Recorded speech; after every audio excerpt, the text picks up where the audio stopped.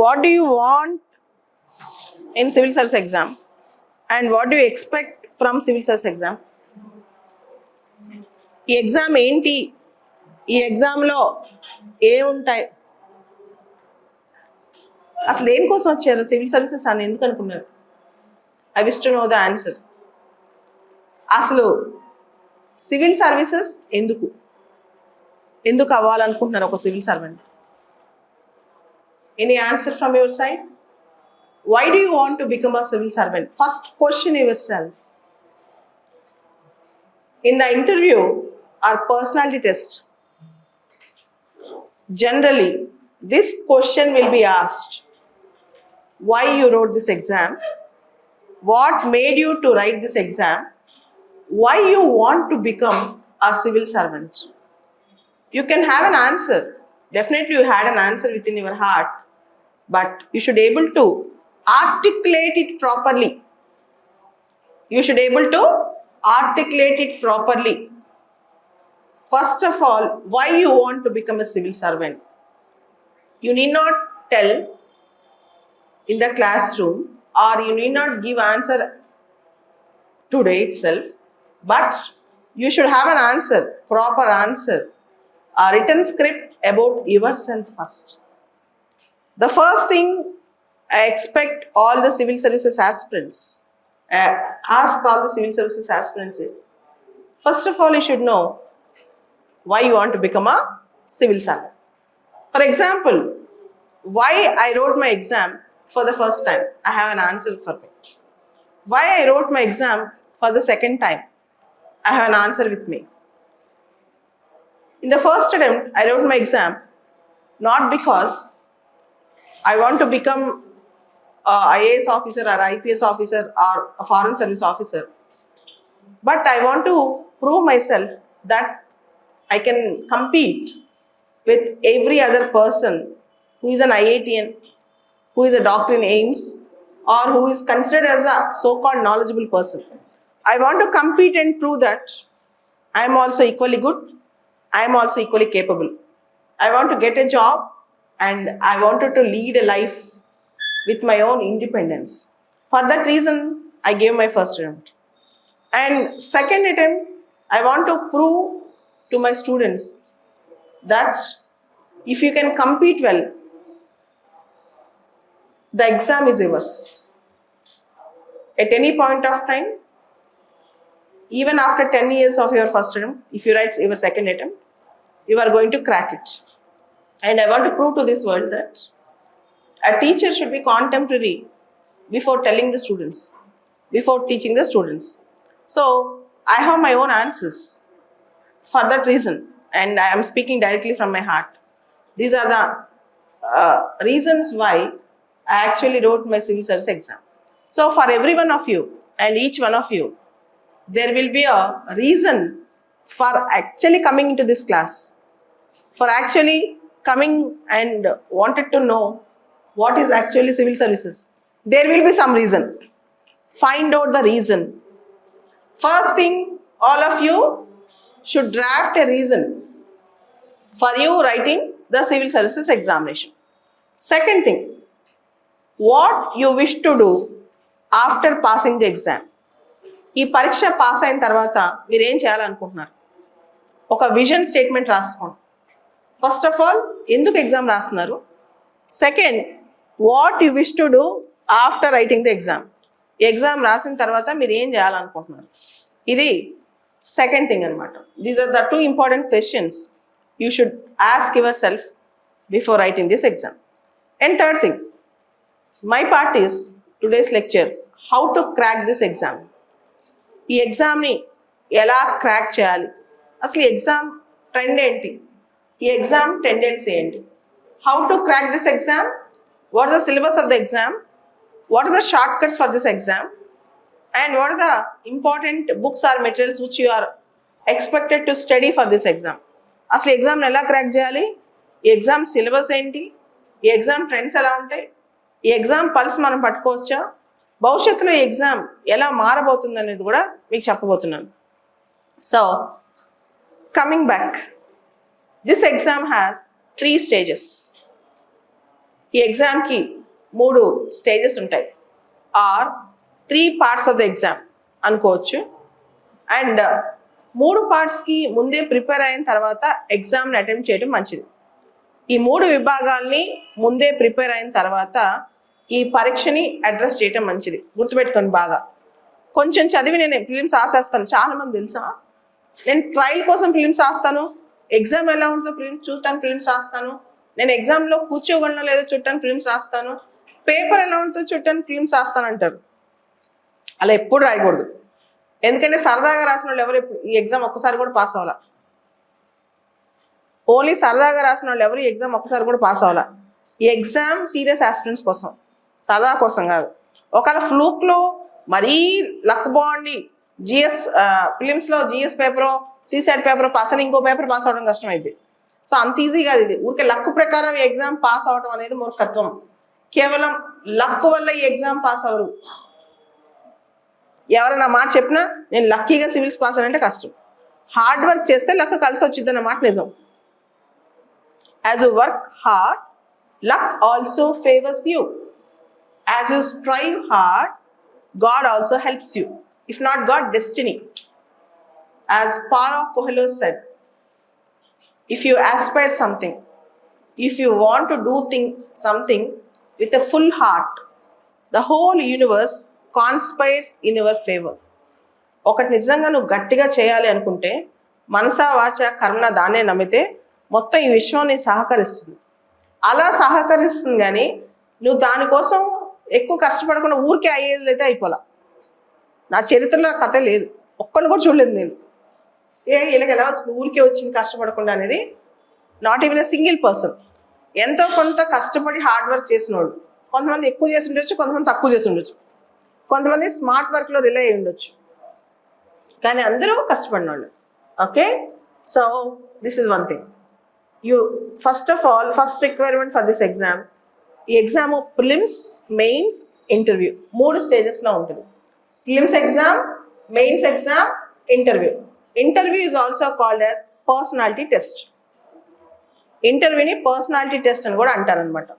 Actually UPSC ఏ స్టేజ్లో ఏం కావాలో సిలబస్, ఏ స్టేజ్లో ఎలాంటి మైండ్ సెట్ ఉండాలో 2-3 లైన్లు ఇచ్చింది. మనం జనరల్గా దాన్ని చదవం అనమాట.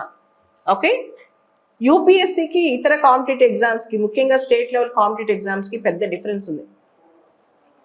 గత 20 సంవత్సరాల నుంచి నేను దీన్ని అబ్జర్వ్ చేస్తున్నాను. So you can take my words authentic. If you rely on UPSC, result will appear black and white. నువ్వు పాస్ అయ్యావో పాస్ కాలేదో రెండో విషయం. టైంకి ఫలితాలు వస్తాయి, టైంకి పరీక్ష జరుగుద్ది. Exam will be conducted on time, results will be given on time. Okay, in my 20 years of experience in civil services, except during corona period, exam got never postponed for any silly or frivolous reason. Court కేసులు, UPSC court కేసులు అంతా ర్యాండమ్గా results ఆపేయడం అలాంటివి చేయదు. ఒకసారి Jat reservation విషయంలో ఒక చిన్న ఇష్యూ అయింది, అంతే తప్పితే ఇంకెక్కడ ఎప్పుడు ఇష్యూ కూడా కాలేదు నా ఎక్స్పీరియన్స్లో. 2014 రిజల్ట్స్ 2 నెలలు ఆగాయి, 2 months వెయిట్ చేయాల్సి వచ్చింది extra. That is the only thing. So ఇంత ట్రాన్స్పరెంట్గా, ఇంత వైబ్రెంట్గా ఉంటుంది ఎగ్జామ్. సో ఈ ఎగ్జామ్కి సిలబస్ ఏంటి, ఏం కావాలి? 3 parts of the exam, 3 stages of the exam అన్నా కదా. Each stage demands a separate set of mind set.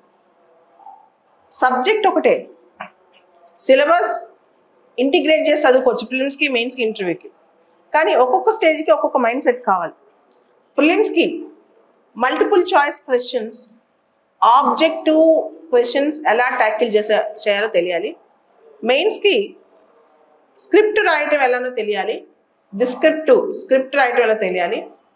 Interview లేదా పర్సనాలిటీ టెస్ట్కి మనం ఎక్స్ప్రెషన్ ఎలా ఇవ్వాలి, పబ్లిక్ స్పీకింగ్ ఎలా ఉంటుంది, బ్యాలెన్స్డ్గా ఎలా ఉండాలి, డెసిషన్ మేకింగ్ ఎలా ఉండాలి, ఒక సిచ్యువేషన్లో మనల్ని పెడతారు, ఆ సిచ్యువేషన్ మనం ఎలా డీల్ చేయాలి, ఇలాంటివి ఇంటర్వ్యూకి తెలియాలి. అంటే ప్రిలిమ్స్కి ఒక రకమైన మైండ్ సెట్, మెయిన్స్కి ఒక రకమైన మైండ్ సెట్, ఇంటర్వ్యూకి ఒక రకమైన మైండ్ సెట్.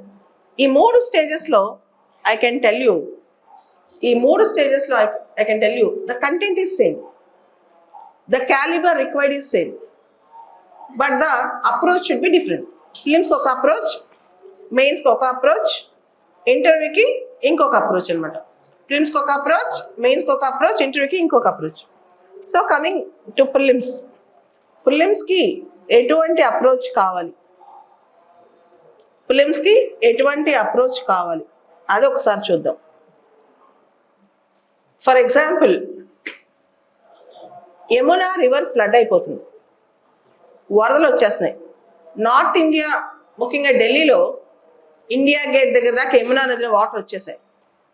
సో దానికి సంబంధించి drainage system in India, perineal reverse, peninsular reverse, perineal reverse, peninsular reverse. So మన డ్రైనేజ్ సిస్టమ్ ఎలా ఉంది, పెరినియల్ రివర్స్ అంటే ఏంటి, ఏ రివర్స్కి ఏ నదులకి ఏ ఉపనదులు ఉన్నాయి, ఇవి ఎక్కడ ప్రవహిస్తుంటాయి, ఈ నదులు ఎక్కడ ఒరిజినేట్ అవుతాయి, దీనికి సంబంధించిన కంప్లీట్ డీటెయిలింగ్ ఎక్స్పెక్ట్ చేస్తారు. జస్ట్ న్యూస్ పేపర్లో అందరూ యమునా నది గురించి చదువుతారు, కానీ సివిల్స్ ఆస్పిరెంట్ అసలు నార్త్ ఇండియాలో ఇప్పుడు బ్రహ్మపుత్ర నదిలో ఫ్లడ్స్ వస్తాయి, రెగ్యులర్గా వస్తాయి. మీకు తెలుసు అస్సాంలో ఫ్లడ్స్, అస్సాంలో వరదలు వింటుంటాం. అలానే యమునా నది ఇప్పుడు పొంగి పొరులుతోంది. సో ఈ కాన్సెప్ట్స్ మీద జస్ట్ ఒక కామన్ మ్యాన్ ఏం చేస్తాడు, బ్రహ్మపుత్రలో వరదలు వచ్చాయంట, యమునా నది పొంగి పొరులుతోందంట అని చదువుతాడు. మనం అట్లా కాదు.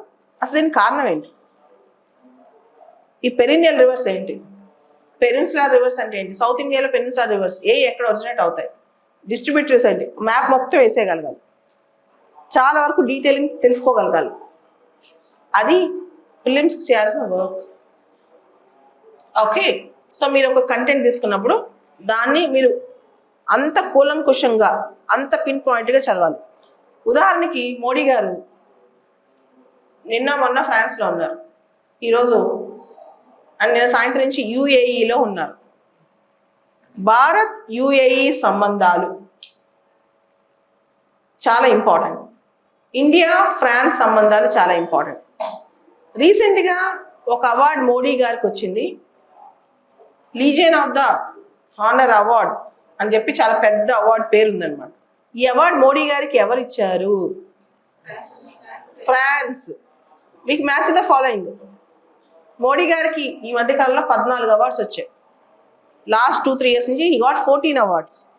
అమీర్ అమానుల్లా ఖాన్ అవార్డ్ ఏ కంట్రీ ఇచ్చింది, order of the Zayed award ఏ కంట్రీ ఇచ్చింది. సో ఇది ప్రిలిమ్స్ క్వశ్చన్స్ అయితే, అండ్ 4-5 క్వశ్చన్స్ ఇచ్చి మ్యాచ్ అడిగితే, మెయిన్స్లో యుఏఈ రిలేషన్స్లో మీరు అక్కడ యుఏఈ ఈ అవార్డు ఇచ్చింది, ఫ్రాన్స్ ఈ అవార్డు ఇచ్చింది అని అడిషనల్ వాల్యూ రాసుకుంటారు. ఇంటర్వ్యూలో ఇండియా ఫ్రాన్స్ రిలేషన్స్లో న్యూ ట్రెండ్స్ ఏంటి, how you look forward India France relations అంటే content is same. Prelims perspective కొంచెం డిఫరెంట్గా ఉంటుంది, మెయిన్స్ పర్స్పెక్టివ్ కొంచెం డిఫరెంట్గా ఉంటుంది, ఇంటర్వ్యూ పర్స్పెక్టివ్ కొంచెం డిఫరెంట్గా ఉంటుంది అన్నమాట. ఓకే, ఈ G20 షెర్పా మీట్ గురించి హిందీలో వచ్చింది, who are sherpas. Okay, G20 members ఎవరని ఫిలిమ్స్లో రావచ్చు, G20 ద్వారా ఇండియా ఏం చేయబోతుందని మీన్స్లో రావచ్చు, G20 ఫ్యూచర్ ఫోర్కాస్ట్ ఏంటి, ఎలా ఉండబోతుందని ఇంటర్వ్యూలో మిమ్మల్ని అడగవచ్చు. ఇప్పుడు దిస్ ఇయర్ ఇండియా అడిగేసారు చాలా మంది ఈ question, this year India is hosting G20, what should be the India's agenda to become a global power by using G20. ఇది మెయిన్స్ క్వశ్చన్, ఇంటర్వ్యూ క్వశ్చన్ అన్నమాట. Mains question and interview question.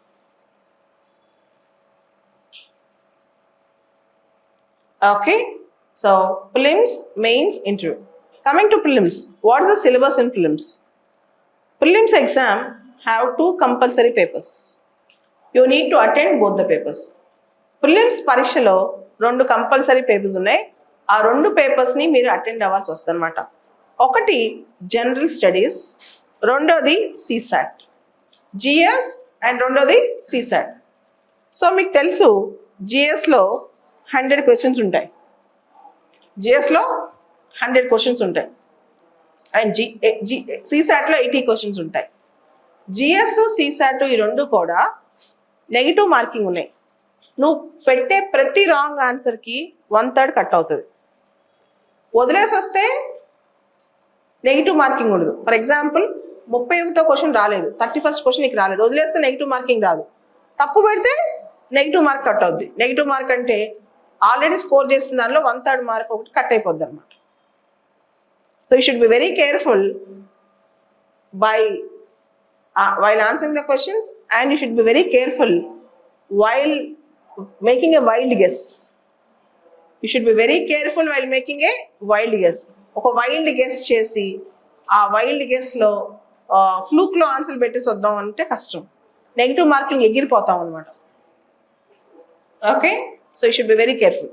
So negative marking తక్కువ పోవాలి అంటే ఏం చేయొచ్చు? Practice. ప్రిలిమ్స్లో మీకు marks బాగా పెరగాలి అంటే సబ్జెక్ట్స్ ఎంత చదువుతారో అంత ప్రాక్టీస్ చేయాలి, అంత మల్టిపుల్ చాయిస్ క్వశ్చన్స్ ప్రాక్టీస్ చేయాలి. UPSC last 30 years question papers తీయాలి. All last 30 years previous question papers in UPSC first దాన్ని మీరు హోల్డ్ చేసుకోవాలి. ఓకే, ఎవ్రీడే ఈ రోజు నుంచి యావరేజ్న 30 క్వశ్చన్స్ ప్రాక్టీస్ చేయండి.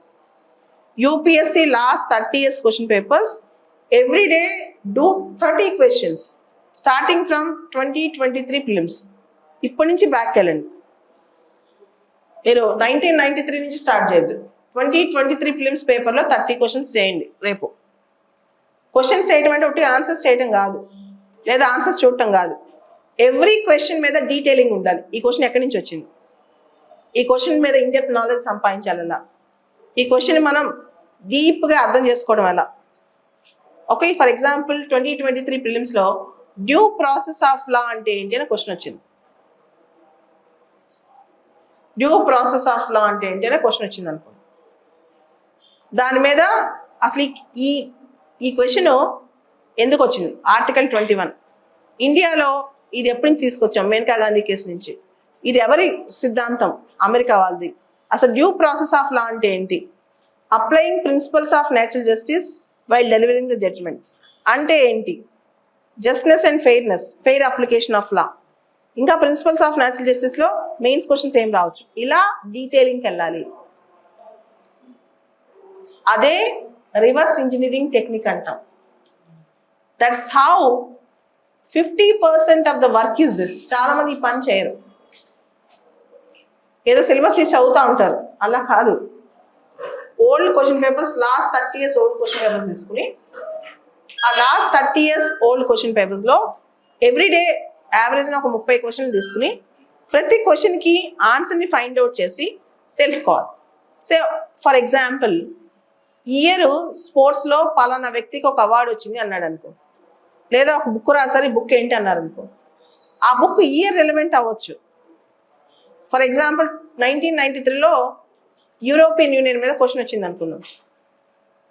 ఓకే, యూరోప్ మీద ఒక క్వశ్చన్ వచ్చింది అనుకున్నాం. లేదా 2009లో మ్యాస్ట్రిచ్ అగ్రిమెంట్ మీద, మ్యాస్ట్రిచ్ ట్రీటీ మీద క్వశ్చన్ వచ్చింది అనుకున్నాం. ఆ ఇయర్ అది రిలవెంట్ అవ్వచ్చు, అందుకని ఇచ్చి ఉండొచ్చు. ఇయర్ ఇప్పుడు అది రాకపోవచ్చు, కానీ దానిలో మీరు నేర్చుకోవడానికి ఒక లెసన్ ఉంటుంది. ఏంటంటే అటువంటి అంశాలు మళ్ళీ ఇస్తారు. Montreal protocol on ozone depleting substances మీద క్వశ్చన్ వచ్చింది ఒక 10 ఏళ్ల క్రితం. ఓజోన్ సంబంధించిన ఈ మాంట్రియల్ ప్రోటోకాల్ దేనికి సంబంధించిందని. ఇప్పుడు మీరు అలాంటి కొత్త ప్రోటోకాల్ వచ్చినప్పుడు, ఉదాహరణకి మోడీ పంచామృత్ ప్రామిస్లో కింద వాటిలో ఏ ప్రామిస్ అనేది కొత్త క్వశ్చన్. ఓకే, సో పాత మోడల్స్ చూస్తే కొత్తగా అలాంటి మోడల్స్లో సేమ్ క్వశ్చన్ రాకపోయినా ఇప్పుడున్న ట్రెండ్స్ ప్రకారం ఎట్లాంటి క్వశ్చన్ రావచ్చు అనేది మీకు తెలియకుండా అర్థమైపోతూ ఉంటుంది. So last 30 years UPSC questions, everyday 30 questions is the basic trend. Okay, along with that, first of all you should know the syllabus of prelims. Prelims లో syllabus ఏంటో ఒకసారి చూద్దాం. GS first, we are going to discuss about GS prelim syllabus. Current events of national and international importance. Current affairs, national and international importance.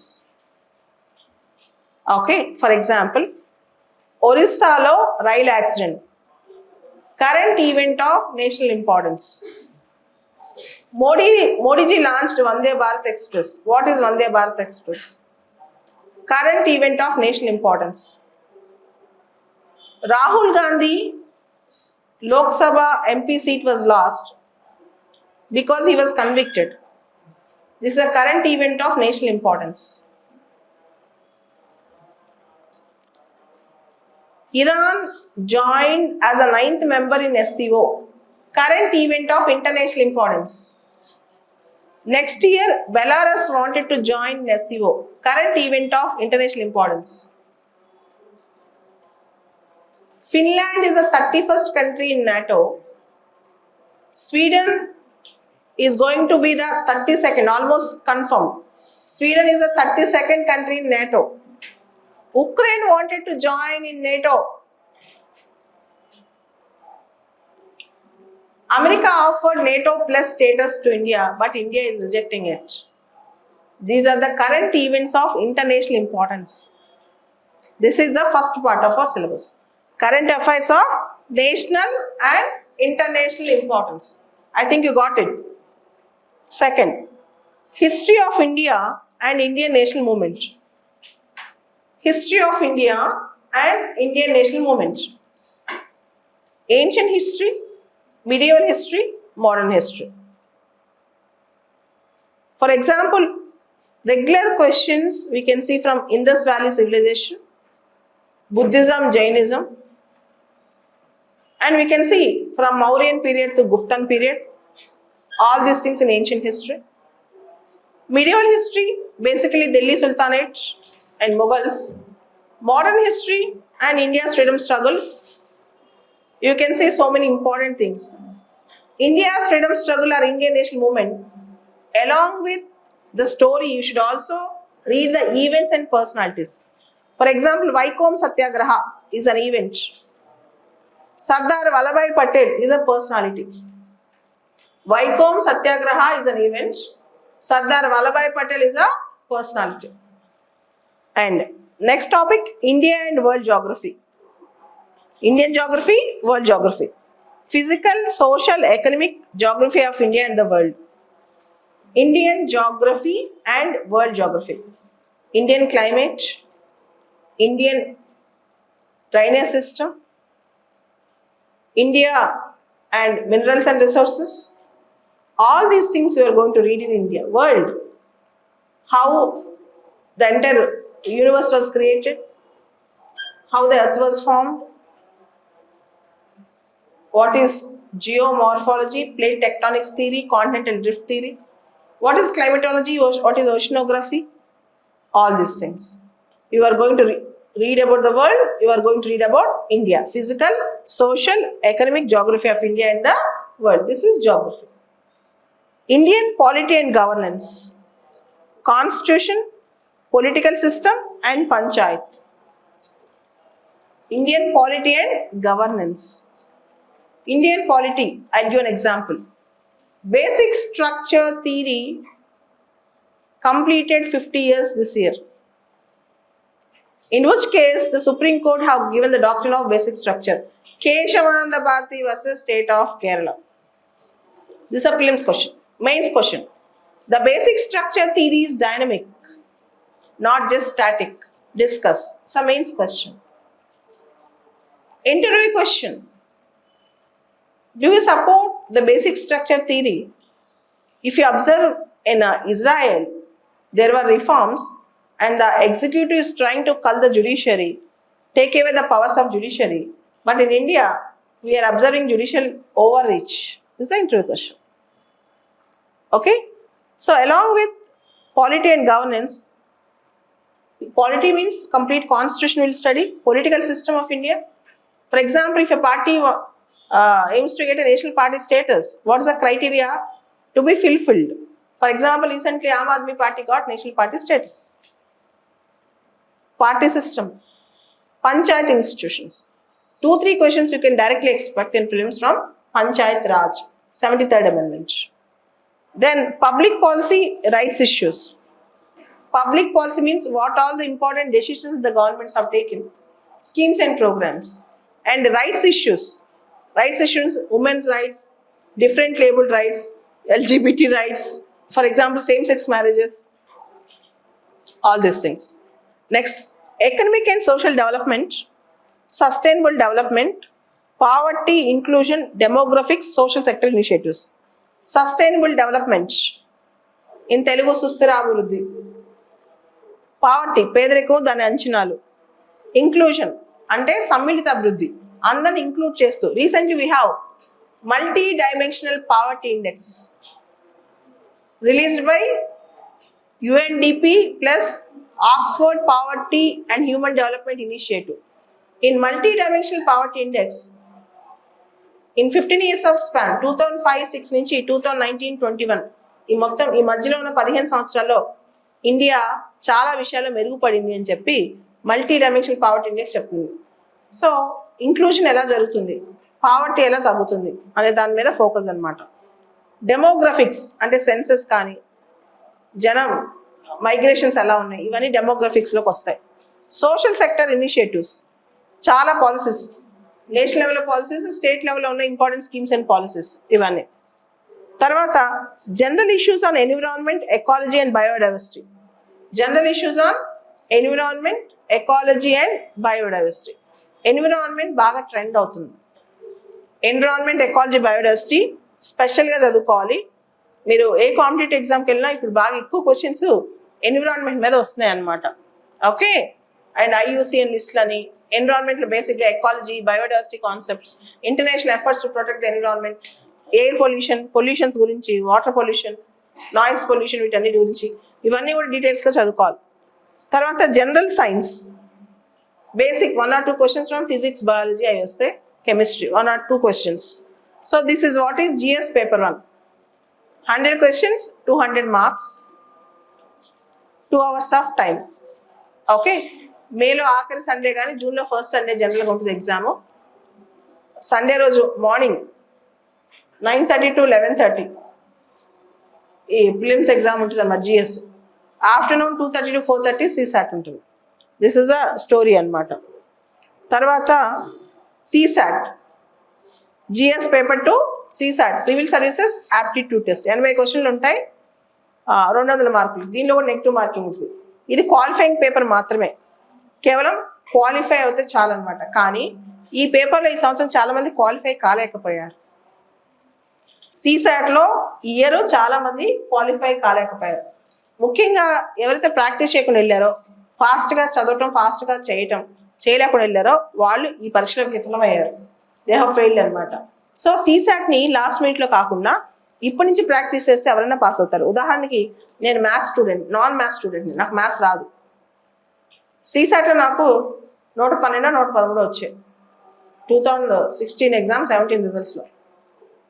దానికి మ్యాథ్స్కి పెద్ద సంబంధం ఉంది, కానీ practice చేసి వెళ్ళాలి.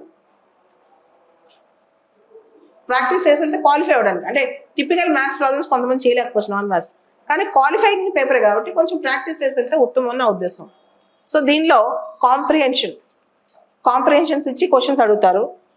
Interpersonal skills including communication skills, English comprehensions ఇస్తారు. Logical reasoning and analytical ability, reasoning questions ఇస్తారు. Decision making and problem solving questions ఇస్తారు. కొన్ని జనరల్ మెంటల్ ఎబిలిటీ క్వశ్చన్స్ ఇస్తారు. బేసిక్ న్యూమరసీ క్వశ్చన్స్ ఇస్తారు. అండ్ ఇంగ్లీష్ కాంప్రిహెన్షన్ స్కిల్స్ ఇస్తారు. దాంతోపాటు data interpretation, graphs, tables, data sufficiency, dialogues ఇవన్నీ ఇస్తారనమాట. ఇవన్నీ కూడా చూస్తారు CSAT పేపర్లో. సో మార్నింగ్ GS ఉంటుంది, ఆఫ్టర్నూన్ CSAT ఉంటుంది. CSATలో మినిమం క్వాలిఫైయింగ్, ఎంతమంది మెయిన్స్ తీసేది అనేది GS మార్క్స్ మీదే ఉంటుంది అనమాట. తర్వాత CSAT క్వాలిఫై అవ్వకపోతే అసలు క్వాలిఫై చేయరు. ప్రిలిమ్స్ ఎగ్జామ్ అయ్యాక 10-15 రోజుల లోపల రిజల్ట్స్ వస్తాయి. ఇంతకుముందు 4 రోజులు పట్టేది, 10 to 15 days. రిజల్ట్స్ వచ్చిన తర్వాత మనకి జనరల్గా మే ఆఖరిలో ప్రిలిమ్స్ ఉంటే సెప్టెంబర్లో మెయిన్స్ ఉంటుంది. మధ్యలో 3 నెలలు మాత్రమే గ్యాప్ ఉంటుంది. అందుకనే మెయిన్స్ కూడా ముందే చదువుకోమని చెప్పారు. మధ్యలో 3 months మాత్రమే గ్యాప్ ఉంటుంది. For that reason I ask you to prepare for the mains in advance before writing the prelims. Okay, so what is mains, అసలు మెయిన్స్ ఏంటి, మెయిన్స్ ఎలా ఉంటుందో ఒకసారి చూద్దాం. What is mains and how the mains exam will actually go about. So let's see. Civil Services Mains Exam has 9 papers. It has 9 papers. Civil Services Mains Exam లో 9 పేపర్లు ఉంటాయి. 9 papers అన్నమాట. 2 papers are only qualifying and compulsory. 2 papers they are compulsory and also qualifying. మిగతా అన్ని కూడా compulsory, qualifying మాత్రమే. One is English, second is regional language. ఒకటి English, రెండోది ప్రాంతీయ భాష. Any language you can select from 8th schedule. 8th షెడ్యూల్లో ఉన్న 22 భాషల్లో ఏ భాష అయినా నువ్వు సెలెక్ట్ చేసుకోవచ్చు. Any language you can select from 8th schedule. 8th షెడ్యూల్లో ఉన్న 22 లాంగ్వేజెస్లో ఏ లాంగ్వేజ్ అయినా సెలెక్ట్ చేసుకుని నువ్వు రాసుకోవచ్చు. ఓకే, సో జనరలీ తెలుగు రాష్ట్రాల నుంచి వెళ్ళే వాళ్ళు తెలుగు రాస్తారు. ఎవరైతే హిందీ ఫస్ట్ లాంగ్వేజ్ ఉందో హిందీ రాస్తారు. కొంతమంది తమిళం రాస్తారు, కొంతమంది కన్నడ రాస్తారు, వాళ్ళ ఇష్టం. మరాఠీ రాస్తారు. అట్లా జనరల్గా మనం తెలుగు రాస్తాం. కొంతమంది ఇంగ్లీష్ మీడియం బాగా చదివిన వాళ్ళు దేవాలయాలు, ఆలయాలు కూడా తెలుగులో సరిగ్గా రాయలేరు, ఆ పేరు కూడా. సో ముందు నుంచి న్యూస్ పేపర్, ఒక తెలుగు న్యూస్ పేపర్ చదువుతూ వారానికి ఒక పేజీ రాసుకుంటే ఈ పేపర్ లాస్ట్ మినిట్లో టెన్షన్ లేకుండా ఉంటుంది అనమాట, Telugu paper. Those who are from completely English medium background, those who wanted to write Telugu as a regional paper in Civil Services Mains exam, keep practicing that. You should keep practicing that. So coming back, Telugu English tarvata ante English tarvata regional paper tarvata we have 7 papers in mains. Mains lo 7 పేపర్లు ఉన్నాయి. 7 papers in mains. బాగా గుర్తుపెట్టుకోండి. First ఒక్కొక్క పేపర్కి ఏంటి ఏం కావాలో చెప్పుకుంటూ వెళ్తాను. First paper is general essay. First paper is general essay. So apart from English and regional language ఆ రెండు పక్కన పెట్టండి. ఆ రెండు సపరేట్ పేపర్లు అవి పక్కన పెట్టాక 7 పేపర్లు ఉన్నాయి. 7 పేపర్లు ఫైనల్ మార్క్స్ కి కౌంట్ చేశారు. ఈ 7 పేపర్స్ ఫైనల్ మార్క్స్ కి కౌంట్ చేస్తారు. 7 into 250 1750. Okay, 7 into 250 1750. 1750 మార్కులు. నీ జీవితం, నీ తలరాత మేజర్గా దీనిలోనే ఉంటుంది. Entirety of your destiny if you want to settle down in your civil services, A service వస్తుంది, ఏ క్యాడర్ వస్తుంది అంటే ఈ తలరాత ఈ 1750 మార్కుల్లో డిసైడ్ అయిపోతుంది అనమాట ఈ మెయిన్స్లో. This is the main thing. So first is general essay. Each paper carries 250 marks. General ఎస్సేలో మాత్రం చాయిస్ ఉంటుంది. మిగతా జిఎస్ పేపర్లో ఎక్కడ చాయిస్ ఉండదు. సెక్షన్ ఏలో 4 ఎస్ఎస్ ఇస్తాడు, ఒకటి సెలెక్ట్ చేసుకోవాలి. సెక్షన్ బిలో 4 ఎస్ఎస్ ఇస్తారు, ఒకటి సెలెక్ట్ చేసుకోవాలి. Okay, so you have to write, you are expected to write each mains paper for 3 hours. అది కూడా మెయిన్స్లో ఉన్న తలనొప్పి ఏంటి తెలుసా, బ్యాక్ టు బ్యాక్. మార్నింగ్ ఒక ఎగ్జామ్, ఆఫ్టర్నూన్ ఒక ఎగ్జామ్, మళ్ళీ మార్నింగ్ ఒక ఎగ్జామ్, ఆఫ్టర్నూన్ ఒక ఎగ్జామ్. అదృష్టం బాగుంటే ఆప్షనల్ హాలిడే వస్తుంది. కానీ మార్నింగ్ రాసిన తర్వాత ఆఫ్టర్నూన్కి చెయ్యి నొప్పి వచ్చేస్తుంది. చాలా స్పీడ్గా రాయాలి మెయిన్స్. బ్రేక్ టైంలో చేతికి చాలా మంది ఓన్లీ కొట్టుకుంటూ ఉంటారు. ఎగ్జామ్ టైంలో కూడా ఒక్కోసారి ఓన్లీ తీసుకెళ్తూ ఉంటారు. అంత పెయిన్ వస్తుంది అనమాట. నువ్వు ఎంత గొప్ప స్క్రిప్ట్ రైటర్ అయినా, ఎంత ఫాస్ట్ రైటర్ అయినా 6 hours ఆపకుండా రాసినప్పుడు 5th hour తర్వాత చెయ్యి ఇలా కోట్ వచ్చేస్తుంది. ఆడని కూడా ఆడదు చెయ్యి. అట్లా ఉంటుంది అనమాట scene. Okay, so essay section ఏలో 4 ఇచ్చి ఒకటి రాయాలి, సెక్షన్ బిలో 4 ఇస్తారు, ఒకటి రాయాలి. Coming to SA. ఎస్ఏలో వాళ్ళు ఏం ఎక్స్పెక్ట్ చేస్తారు మన దగ్గర నుంచి? Candidate is required to write essay on specific topic. ఇచ్చిన ఒక టాపిక్ సెలెక్ట్ చేసి దాని మీద రాయాలి. Choice will be given with respect to essay writing. ఎస్ఏలో మాత్రం చాయిస్ ఇస్తారు. They are expected to keep their thoughts closely to the subject. They are expected to keep their thoughts closely to the subject. అంటే ఏం తెలుసా, వాడు ఒకటి అడిగితే ఒకటి రాయడం కాదు, keep your thoughts closely to the subject. అదే ఏదడితే అదే రాయాలి. ఓకే. తర్వాత arrange their ideas in an orderly fashion. ర్యాండమ్గా కాకుండా స్ట్రక్చర్డ్గా రాయాలి, కోహరెంట్గా రాయాలి, orderly fashion. Keep closely related to the subject, keep your views and do it in an orderly fashion. And concise అంటే సోది రాయకుండా బ్రీఫ్గా రాయండి అని. Concise. Credit will be given to effective and coherent expression. నీట్గా క్లియర్గా స్పష్టంగా రాసే వాళ్ళకి ఎక్కువ మార్కులు ఇస్తాం. క్లియర్గా స్పష్టంగా రాసే వాళ్ళకే మార్కులు ఎక్కువ ఇస్తాం. ఇది వాళ్ళు చెప్పింది essay.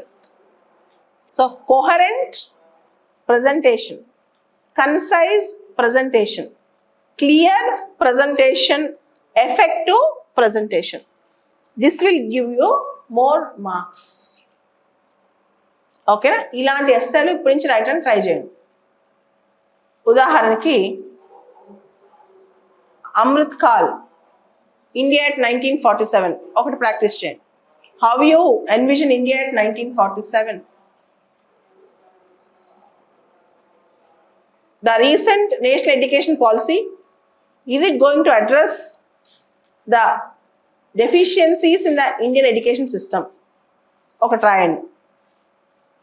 India's healthcare sector need to be reformed or overhauled. ఒక ఎస్సే రాయండి. అట్లా ఒక 50 ఎస్సేలు ఆ స్ట్రక్చర్లో రాయడానికి ట్రై చేస్తే మీకు అలవాటు అవుతుంది. డైరెక్ట్గా మెయిన్స్కి వెళ్ళినప్పుడు కాదు. 50 essays you are expected to write in structures. Okay, ఇది ఎస్సే రైటింగ్ అనమాట. తర్వాత first paper essay. Then you have 4 GS papers. 4 GS papers.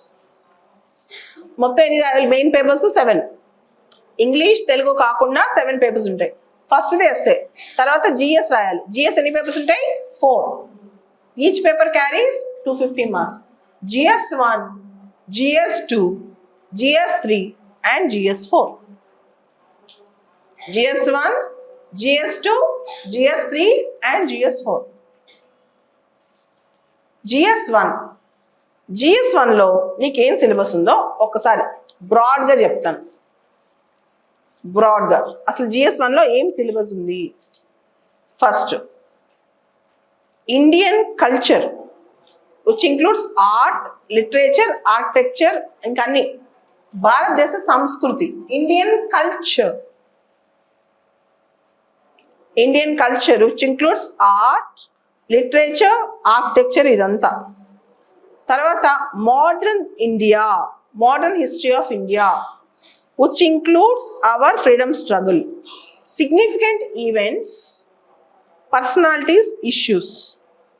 ఆ టైంలో జరిగిన ఈవెంట్స్, జరిగిన గొప్ప గొప్ప అంశాలు, ఈవెంట్స్, వ్యక్తిత్వాలు, పెద్ద పెద్ద వ్యక్తులు పడిచింది. తర్వాత ఇష్యూస్, పెద్ద పెద్ద సమస్యలు, సంఘటనలు, ఇవన్నీ. దాని తర్వాత మన ఫ్రీడమ్ స్ట్రగుల్లో స్టేజెస్ ఆఫ్ ఫ్రీడమ్ స్ట్రగుల్.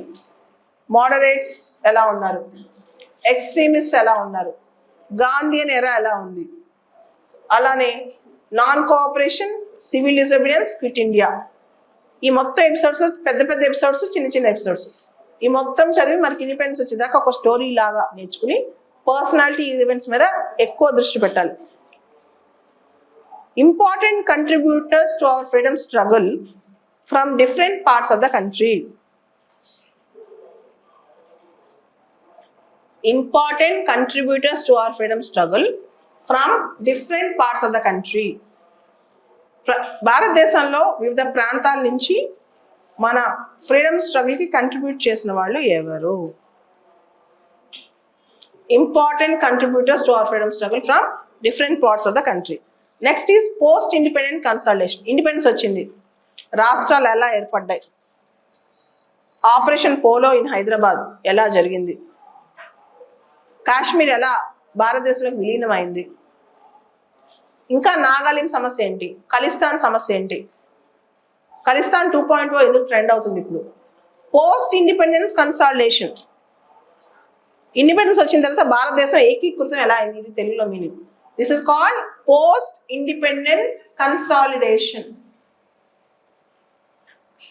తర్వాత వరల్డ్ హిస్టరీ, ప్రపంచ చరిత్ర, ఇండస్ట్రియల్ రెవల్యూషన్, పారిశ్రామిక విప్లవం, వరల్డ్ వార్స్, ప్రపంచంలో యుద్ధాలు తెలుసు కదా, మొదటి ప్రపంచ యుద్ధం, రెండో ప్రపంచ యుద్ధం, first world war, second world war, redrawing of national boundaries, unification of Italy, unification of Germany, ఇలాంటివన్నీ, కలనైజేషన్, వలస పాలన ఎలా ఉంది, తర్వాత డీకలనలైజేషన్, ఎలా మనం చాలా దేశాలు పోరాటం జరిపాయి, చివరికి వలస పీడన ఎలా ఎండ్ అయింది, డీకలనైజేషన్, ఇవన్నీ. తర్వాత పొలిటికల్ ఫిలాసఫీస్, కమ్యూనిజం అంటే ఏంటి, క్యాపిటలిజం అంటే ఏంటి, సోషలిజం అంటే ఏంటి, ఇవన్నీ కూడా చదువుతాం వరల్డ్ హిస్టరీలో. సో జిఎస్ పేపర్ 1 మెయిన్స్లో Indian culture, modern India, world history. తర్వాత సొసైటీ, మన ఇండియన్ సొసైటీ ఎలా ఉంది, ఇండియాలో డైవర్సిటీ ఎలా ఉంది, సొసైటీలో మహిళలు ఎలా ఉన్నారు, వాళ్ళ పాత్ర ఎలా ఉంది, జనాభా ఎలా ఉంది, పేదరికము ఇంకా ఇతర అంశాలు ఎలా ఉన్నాయి, అభివృద్ధి అంశాలు, అర్బనైజేషన్ ఎలా ఉంది. So salient features of Indian society, diversity of India, role of women and women empowerment, women organizations, population and associated issues, developmental and poverty issues, urbanization, పట్టణీకరణ, ఇదంతా మన సొసైటీలో చదువుతాం. దాంతోపాటు సోషల్ ఎంపవర్మెంట్, సామాజిక సాధికారత, సోషల్ ఎంపవర్మెంట్, కమ్యూనలిజం అంటే మతాల మధ్య పోరాటం, ఘర్షణ, మత సంఘర్షణ, కమ్యూనలిజం, రీజనలిజం, ప్రాంతీయవాదం, తెలంగాణ, ఆంధ్ర, ప్రాంతీయవాదం, Belagavi issue between Karnataka and Maharashtra, call ప్రాంతీయవాదం అనమాట.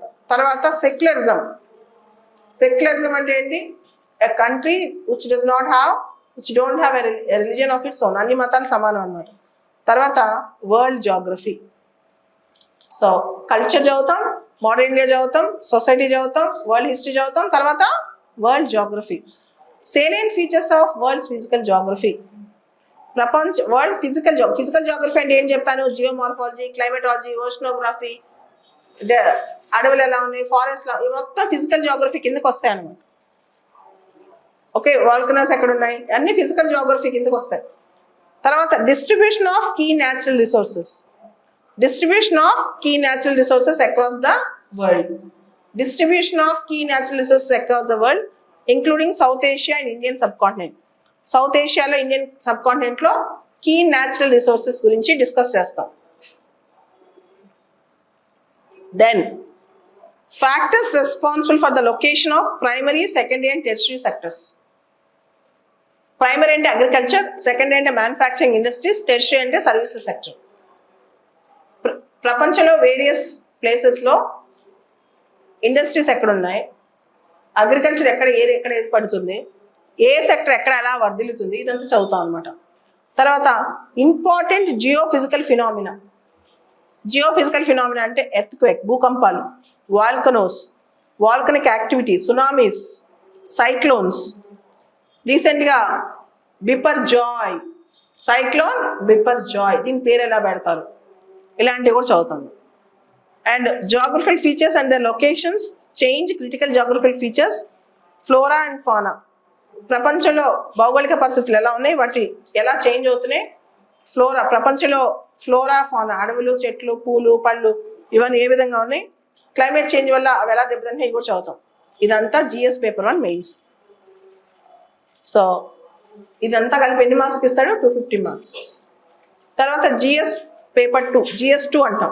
GS2 ఎన్ని పేపర్స్ ఉన్నాయి, GS 4, GS1, GS2, GS3, GS4. GS2 deals with governance, constitution, polity, social justice and international relations. Governance, constitution, polity, social justice and international relations.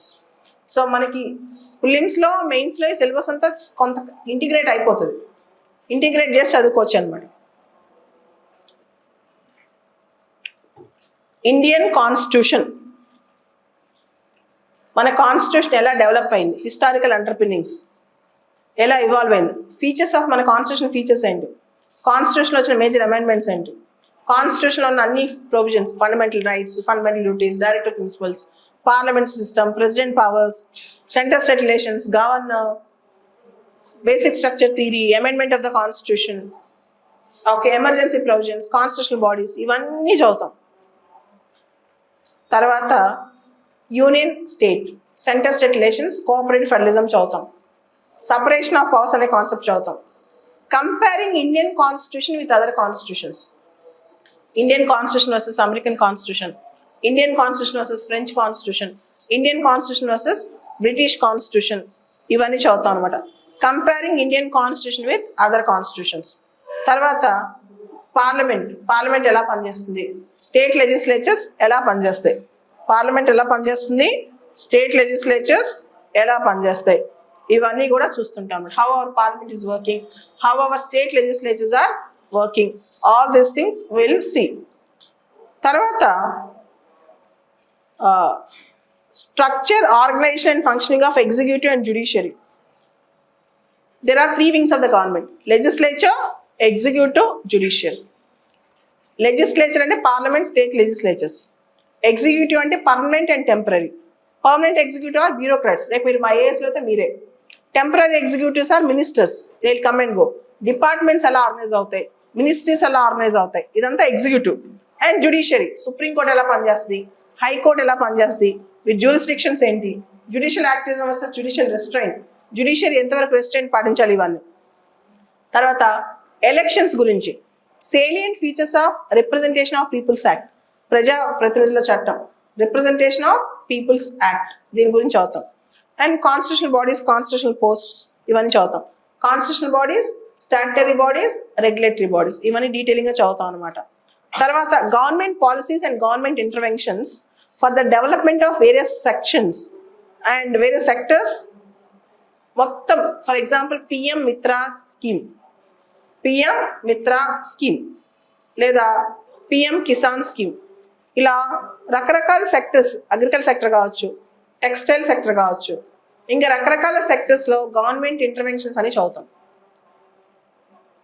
కొత్త centre కానీ state కానీ ఏ కొత్త launch చేసినా అవి చాలా చాలా ఇంపార్టెంట్. 100% మన ఎగ్జామ్కి ఇంపార్టెంట్ అనుకోవచ్చు. Okay, so state government flagship schemes, central government all important schemes ఇవన్నీ. For example vibrant village scheme చాలా ఇంపార్టెంట్ ఎగ్జామ్కి, వైబ్రెంట్ విలేజ్ స్కీమ్. తర్వాత developmental processes and development of industry. భారతదేశంలో ఎన్జిఓస్ ఎలా ఉన్నాయి, సెల్ఫ్ హెల్ప్ గ్రూప్స్ ఎలా ఉన్నాయి, వేరియస్ గ్రూప్స్ అసోసియేషన్స్ ఎలా పనిచేస్తాయి, various groups and associations, donors, charities, donors వీళ్ళందరూ ఎట్లా పనిచేస్తున్నారు, దీనికి సంబంధించిన అంశాలు. రకరకాల ఇన్స్టిట్యూషన్స్, రకరకాల స్టేక్ హోల్డర్స్, రకరకాల వ్యవస్థలు, రకరకాల స్టేక్ హోల్డర్స్ ఎలా పనిచేస్తాయి, all these things will study, various institutions and stakeholders. తర్వాత వెల్ఫేర్ స్కీమ్స్, వల్నరబుల్ సెక్షన్స్కి వెల్ఫేర్ స్కీమ్స్ ఇవన్నీ చూస్తాం. రకరకాల సంక్షేమ పథకాలు ఎలా గవర్నమెంట్ ఇస్తుంది. తర్వాత చట్టాలు, ఇన్స్టిట్యూషన్స్ ఇవన్నీ ఎలా ఉన్నాయి. ఫర్ ఎగ్జాంపుల్ ఎన్జిఓస్ మీద ఫారెన్ కంట్రిబ్యూషన్ రెగ్యులేషన్ యాక్ట్ ఏ విధంగా పనిచేస్తుంది, ఎన్జిఓస్ మీద FCRA. తర్వాత ఇండియాలో health sector, education sector, human resource, government interventions ఎలా ఉన్నాయి. For example Rajasthan government right to health is a legal right అని ఒక చట్టం తీసుకొచ్చింది. ఎడ్యుకేషన్ సంబంధించి mid day meal scheme programme తీసుకొచ్చింది దేశం మొత్తం. దాంతోపాటు బ్రేక్ఫాస్ట్ స్కీమ్ తమిళనాడు స్టేట్ తీసుకొచ్చింది, స్కూల్కి వెళ్ళే పిల్లలకి బ్రేక్ఫాస్ట్ స్కీమ్. ఇట్లా ప్రతిదీ చదువుతాం అన్నమాట. ఓకే, ఏ గవర్నమెంట్ ఎట్లాంటి స్కీమ్స్ తీసుకొస్తుంది, సెంట్రల్ గవర్నమెంట్ ఎట్లాంటి కొత్త స్కీమ్స్ తీసుకొస్తుందని. తర్వాత governance, transparency and accountability, what is good governance, what is governance, what is citizen charter, what is right to information act, ఇవన్నీ చదువుతాం. ట్రాన్స్పరెన్సీ, అకౌంటబిలిటీ ఎలా వచ్చింది. తర్వాత role of civil services in democracy, ప్రజాస్వామ్యంలో సివిల్ సర్వీసెస్ యొక్క పాత్ర, role of civil services in democracy. And then will read about IR, India and neighbourhood, India చుట్టుపక్కల దేశాలు, సార్క్ దేశాలు, India, Pakistan, Sri Lanka, Nepal, Bhutan, Bangladesh, Maldives, Afghanistan, India, China, India, America, India, Russia, India, France, ఇవన్నీ trends అనమాట. ఇప్పుడు India as a leader of G20, India WTO reforms, Indian diaspora. India had received highest remittances last year. It crossed more than $100 billion. విదేశీయాల్లో భారతీయుల సంపాదన భారతదేశానికి తిరిగి పంపించడంలో highest last year ఇండియాకి వచ్చినాయి. $100 billion cross అయింది. దీని మీద కూడా క్వశ్చన్ రావచ్చు. And international institutions and India, అంటే important international institutions, how India is working about them. And more important Indian diaspora. Indian diaspora అంటే ప్రవాస భారతీయులు భారతదేశానికి. India has the largest diaspora in the world. ప్రపంచంలో అన్ని దేశాల్లో వాళ్ళు విదేశాలలో ఉండేదానికన్నా ఇండియాలో ఎక్కువ, ఇండియా వాళ్ళు బయట దేశాలు ఎక్కువ ఉన్నారు. వాళ్ళందరినీ కలిపితే సపరేట్ దేశం అవుతారు. దాదాపు 2.5-3 కోట్ల మంది బయట ఉన్నారు Indians. Okay, so this is how. This is GS2. So GS1 is culture, history, world history, society, తర్వాత geography and world geography, world history ఇవన్నీ. GS2 polity, governance, IR international relation, social justice. GS3 is economic development. బేసిక్గా ఏముంటుంది దానిలో? Economic development, science and technology, disaster management, security issues. Economic development, science and technology, disaster management, security issues. So ఒక్కొక్క దానిలో ఏమేమి ఉంటుందో ఒక్కొక్కసారి చూద్దాం. GS3లో economic development, Indian economy and issues relating to planning, mobilization, growth, development, employment. Planning, mobilization, growth, development, employment. Okay, planning, mobilization, growth, development, employment. Next, inclusive growth. Growth అందరికి అందుతుందా? Government interventions ఉన్నాయా? Top 1% of Indians own 22% of India's wealth. Top 1% of Indians own 22% of, control 22% of India's wealth. గుర్తుపెట్టుకోండి. తర్వాత government budgeting, మొత్తం government budgeting అంశాలు. ఇండియాలో major crops, cropping patterns in various parts of the country. Major crops, cropping patterns in various parts of the country. తర్వాత different types of irrigation, రకరకాల irrigation వ్యవస్థలు, different types of irrigation. Irrigation system, storage, transport, marketing, agriculture produce and related issues, అంటే supply chain issues. For example ఈ mega food park schemes ఇవన్నీ కూడా దీనిలోకి వస్తాయి. And ఇస్తున్నారు కదా ఫుడ్ పార్క్స్లో చాలా ఇన్సెంటివ్స్ ఇస్తున్నారు, అవన్నీ కూడా దీనిలో చదువుకుంటాం. Storage facilities, cold storage facilities, supply chain issues, back end and front end connectivity, all these things will study. E technology to the aid of the farmers. Farmers కి digital technology ఎలా ఉపయోగపడుతుంది? E technology to aid the farmers. Farmers కి టెక్నాలజీని ఎలా తీసుకెళ్ళాలి, ముఖ్యంగా digital టెక్నాలజీని, అది కూడా ఇంపార్టెంట్ టాపిక్ అనమాట. తర్వాత issues related to direct and indirect farm subsidies, వ్యవసాయ subsidies. Issues related to direct and indirect farm subsidies and MSP, minimum support price. Farm subsidies చాలా ఇంపార్టెంట్. MSP ఎవరు డిసైడ్ చేస్తారు, ఎలా సబ్సిడీస్ ఇస్తారు, food corporation of India functions ఏంటి. India for example open మార్కెట్లో రీసెంట్గా FCI కొన్ని గవర్నమెంట్ ఆఫ్ ఇండియా రూల్స్ మార్చింది. స్టేట్స్కి మేము అమ్మమని చెప్పి. కర్ణాటక ఒక స్కీమ్ బాగా ట్రెండ్ అవుతుంది. ఏంటో స్కీమ్? అన్నభాగ్య. అన్నభాగ్య స్కీమ్లో వస్తున్న కష్టాలు ఏంటి, హిందూ కూడా రాశారు కదా, అన్నభాగ్య ఇష్యూస్ చాలా ఇంపార్టెంట్. అట్లాంటి కనెక్ట్ చేసి చదువుకోవాలన్నమాట. తర్వాత technology machines, economics of Animal rearing. Technology machines, రకరకాల మిషన్స్, టెక్నాలజీ మిషన్స్ ఎలా తీసుకొచ్చాయి. ఇండియాలో ఎనిమల్ హస్బెండరీ వ్యవస్థ ఎలా ఉంది, ఉదాహరణకి క్యాటిల్ జీనోమిక్స్ ప్రోగ్రామ్ కానీ, తర్వాత ప్రధాన మంత్రి మత్స్య సంపద యోజన, మత్స్య సంపద యోజన, ఇలా చాలా. ఏదైనా ఫిషరీస్ గురించి, క్యాటిల్ గురించి, గవర్నమెంట్ ఆఫ్ ఇండియా డైరీ గురించి ఏ కొత్త ప్రాజెక్ట్ తీసుకొచ్చినా రాసుకోవచ్చు దీనిలో. తర్వాత ఫుడ్ ప్రాసెసింగ్. ఫుడ్ ప్రాసెసింగ్ చాలా trending topic, food processing system. తర్వాత ఫుడ్ ప్రాసెసింగ్లో upstream and downstream requirements, supply chain management. Food processing ఇండియాలో చాలా ఫుడ్, ఇప్పుడు టమాటాస్ ఉన్నాయి, టమాటాస్ రోడ్డు మీద పడేసిన రోజులు ఉన్నాయి, టమాటాస్ 100 రూపీస్ 150 రూపీస్ కొనుక్కునే రోజులు ఉన్నాయి. అదే టమాటాస్ని ప్యూరీగా తయారు చేసుకుని ఎంత ఉపయోగం. మ్యాంగోస్ ఉన్నాయి, కొంతమంది రైతులు మ్యాంగోస్కి వచ్చే డబ్బులు లేక రోడ్డు మీద పడేస్తున్నారు అనమాట. సో అటువంటి సిచ్యువేషన్లో ఇప్పుడు ఈరోజు పేపర్లో ఎక్కడ చదివాను, ప్రాన్స్ ఉన్నాయా, డెడ్ చీప్ అయిపోయినాయి అంట, చవక. యాక్చువల్లీ ప్రాన్స్ మనం కనుక ప్రాసెసింగ్ బాగా చేసి ఎక్స్పోర్ట్స్ బెటర్గా చేయగలిగితే ఇంకా ఎక్కువ లాభాలు వచ్చే అవకాశం ఉంది. సడన్ గా ప్రాన్స్ కాస్ట్ పడిపోయింది అనమాట. ఫుడ్ ప్రాసెసింగ్ అంటే అదే, ఇండియాలో ప్రాసెస్ ఫుడ్ చాలా తక్కువ, బయట కంట్రీలు చాలా ఎక్కువ అనమాట. ఆ ఫుడ్ ప్రాసెసింగ్ ఇండస్ట్రీని డెవలప్ చేస్తే మన ఇండస్ట్రియల్ డెవలప్మెంట్ ఉంటుంది, మన ఫుడ్ వేస్టేజ్ అవ్వదు, తర్వాత సెల్ఫ్ సఫిషియన్సీ మనకు ఉంటుంది, బయట వాళ్ళకి ఉంటుంది, ఎంప్లాయ్మెంట్ జనరేట్ అవుతుంది. సో ఫుడ్ ప్రాసెసింగ్ అనేది trending topic in mains. Food processing industries. తర్వాత ల్యాండ్ రిఫార్మ్స్, ఇండియాలో భూ సంస్కరణలు. మీకు తెలుసు కదా, ఇండియాలో land reforms are not successful. Land reforms అంటే size on land holding, land redistribution, benami transactions, ఇవన్నీ కూడా ల్యాండ్ రిఫార్మ్స్ కిందే వస్తాయి. తర్వాత effects of liberalisation on the economy. మన ఎకానమీలో ఎల్పిజి 1991లో మనం ఎల్పిజి చేసాం కదా, దాని యొక్క ఎఫెక్ట్స్ ఎలా ఉన్నాయి, effects of liberalisation on the economy అనమాట. తర్వాత ఇన్ఫ్రాస్ట్రక్చర్, మీకు తెలుసు, పోర్ట్స్, రోడ్స్, రైల్వేస్, ట్రాన్స్పోర్ట్, తర్వాత వాటర్వేస్ అండ్ ఫిజికల్ ఇన్ఫ్రాస్ట్రక్చర్ అంతా. Social infrastructure, health, education. Government of India ఒక పెద్ద ప్రోగ్రామ్, నేషనల్ ఇన్ఫ్రాస్ట్రక్చర్ పైప్లైన్, ప్రధానమంత్రి Gati Shakti Yojana, Gati Shakti Abhiyan, star mark for this year and next year.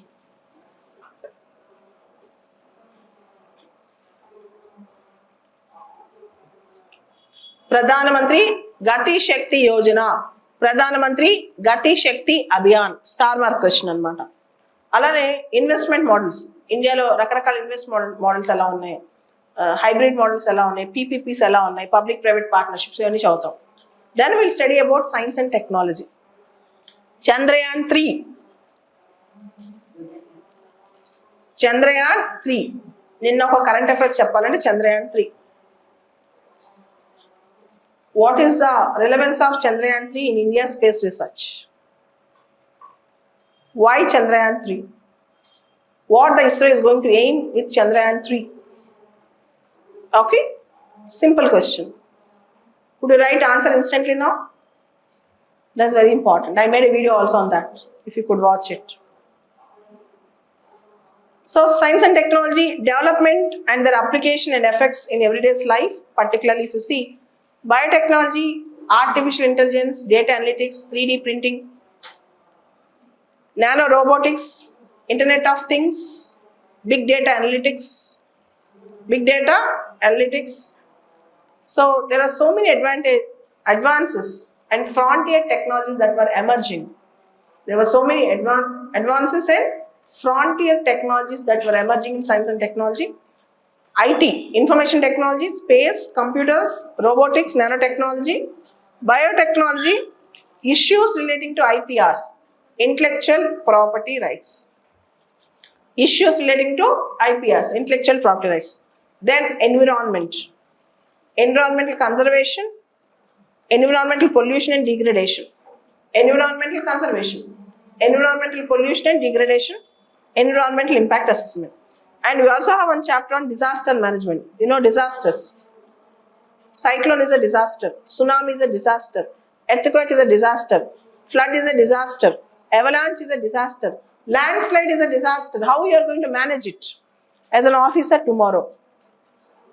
Okay, preparation, mitigation, rescue and rehabilitation, and there are stages of disaster management. Preparation, you have to prepare, then mitigate, rescue, search and rescue, then rehabilitation. All these are stages. Then security issues, భద్రతా సంబంధమైన అంశాలు, linkages between development and spread of extremism. Development కి extreme, wherever there is more development there is less extremism. ఎక్కడైతే మీరు బాగా naxalism ఇలాంటి చూస్తారో అక్కడ డెవలప్మెంట్ తక్కువ ఉన్నట్టు అర్థం అనమాట.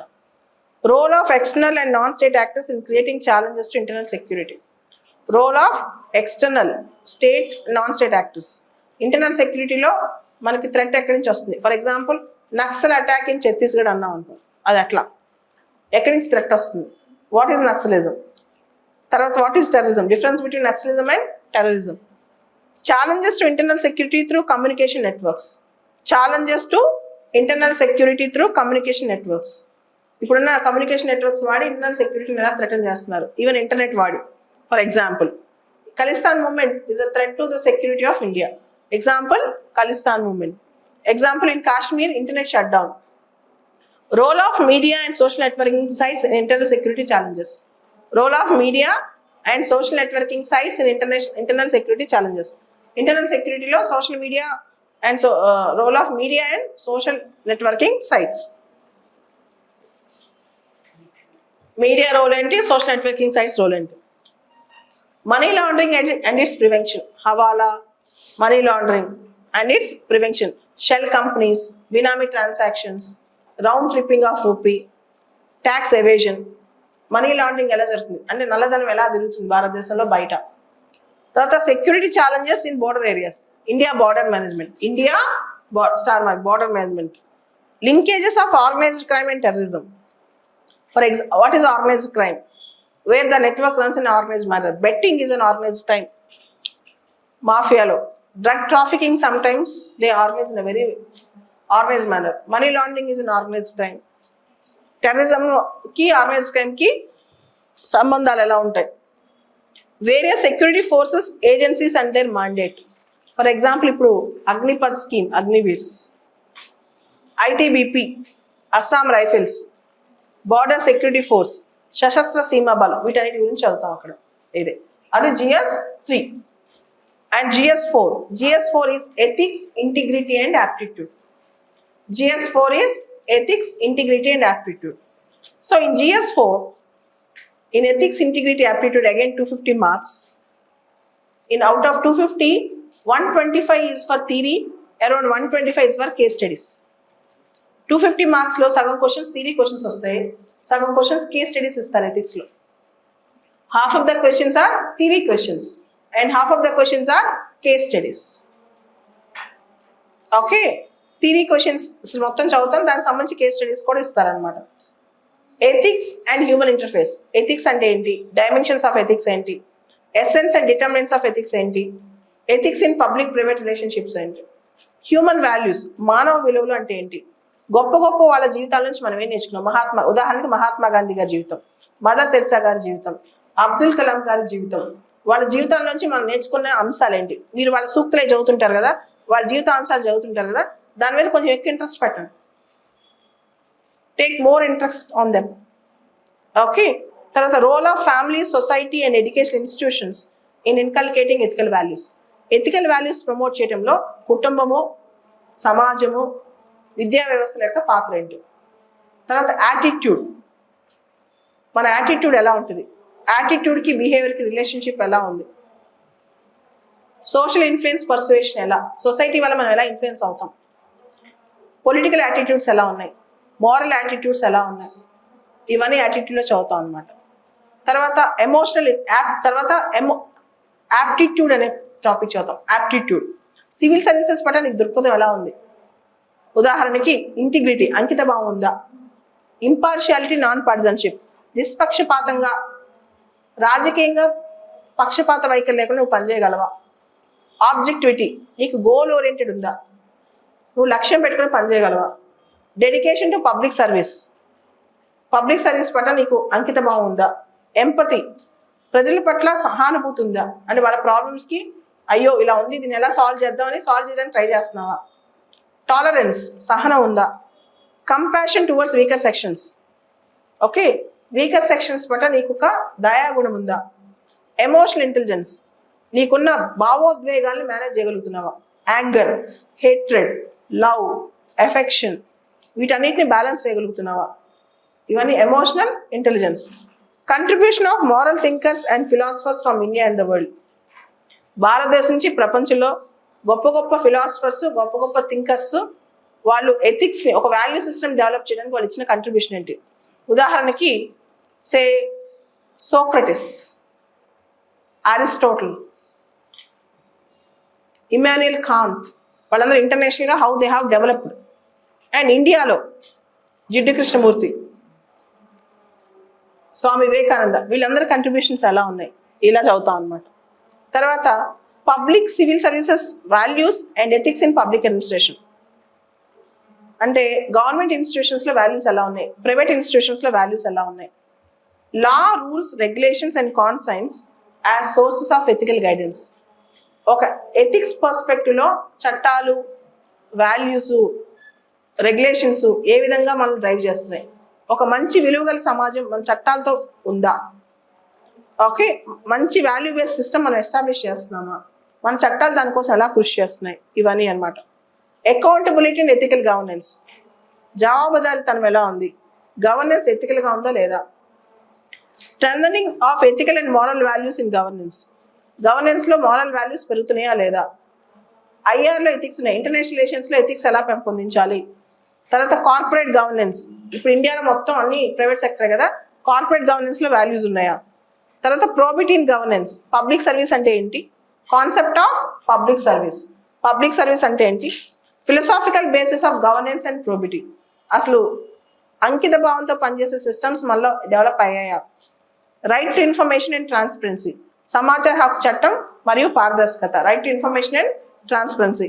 Code of ethics, code of conduct, ఎటువంటి కండక్ట్ మనం ఉండాలి, ఎటువంటి ప్రవర్తనతో మనం ఉండాలి, ఎటువంటి ఎథిక్స్ మనం డెవలప్ చేయాలి. సిటిజన్స్ చార్టర్స్, సిటిజన్ చార్టర్స్ ఎలా డెవలప్ చేయాలి. వర్క్ కల్చర్, పని సంస్కృతి ఎలా ఉంది మన గవర్నమెంట్లో, వర్క్ కల్చర్ ఎలా ఉంది. Quality of service delivery, government ఇచ్చే సర్వీసెస్ క్వాలిటీగా ఉన్నాయా, నాణ్యంగా ఉన్నాయా. How many of you believe that government services బాగున్నాయని. అదే utilisation of public funds, public funds ప్రజాధనాన్ని ఎలా ఉపయోగించాలి ఎథికల్గా. కరప్షన్ సొసైటీలో ఎలా ఉంది, ఛాలెంజెస్ ఆఫ్ కరప్షన్, వీటన్నిటికి సంబంధించి కేస్ స్టడీస్. ఇది ఎథిక్స్.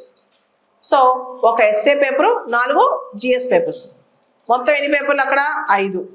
5 ఇంటూ 250, 1250, 1250. నెక్స్ట్ 500 మార్క్స్ ఉన్నాయి 1750లో. We are going to select one option. ఒక ఆప్షన్ మనం సెలెక్ట్ చేసుకుంటాం, దానిలో 2 పేపర్స్ ఉంటాయి, పేపర్ 1, పేపర్ 2. ఒక్కొక్క paper 250 marks. We are going to select one option in mains.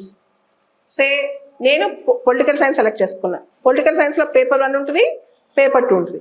Paper 1లో 250 marks, paper 2లో 250 మార్క్స్. ఒక్కొక్క పేపర్లో 2 సెక్షన్స్ ఉంటాయి, సెక్షన్ ఏ, సెక్షన్ బి. 2 పేపర్లో section A, section B.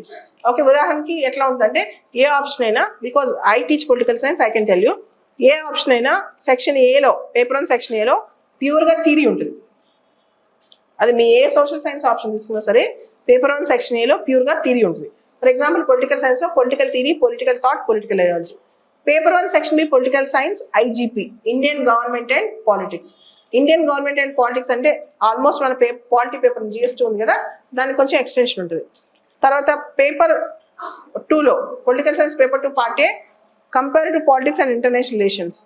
Paper 2 part B India and world. India and world అంటే India and America, India and neighbourhood, India China, India Russia, India and world institutions, India and UN, ఇలాంటివి ఉంటాయి అనమాట. ఇది political science. మిగతా ఏ option అయితే option syllabus ఉంటుంది. So దీనిలో 2 పేపర్స్ ఉంటాయి each paper. So total 7 papers, 1 essay, 4 GS, 2 optional papers, 1 option, 2 papers.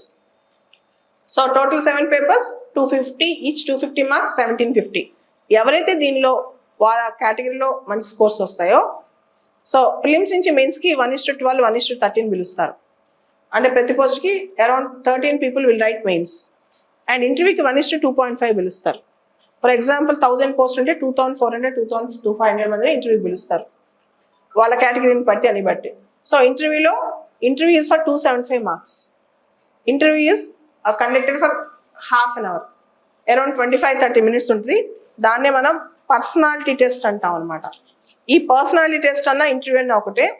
ఇంటర్వ్యూలో మార్క్స్ 275కి హైయెస్ట్ 206, 207 హైయెస్ట్, లోయెస్ట్ 120, 110 కూడా వచ్చాయి. యావరేజ్ 150, 160 చాలా మందికి వస్తాయి అనమాట. సో ఆ ఇంటర్వ్యూస్లో కూడా పాస్ అయిన తర్వాత then you will get the final results. అదే మీరు చూసే ర్యాంక్లు. ఆ ర్యాంక్ని బట్టి మీ కేటగిరీని బట్టి మీ సర్వీసు మీ card. For example general category అనుకోండి, సో 100 లోపే మీకు ఐఏఎస్లు అయిపోతాయి. ఎస్సీ కేటగిరీ అనుకోండి 400, 450 దాకా వస్తాయి. ఎస్టీ కేటగిరీలో ఉంటాయి 600 దాకా ఐఏఎస్లు వస్తాయి. అట్లా కేటగిరీని బట్టి ఉంటాయి ఐఏఎస్లు, ఐపీఎస్ రావటం. Okay, so this is what is the civil service exam pattern. తర్వాత books, basic reading is NCERT books. Basic ఇంకా నేను బేసిక్గా చదవాలంటే ఎన్సీఆర్టీ బుక్స్ తర్వాత you have to read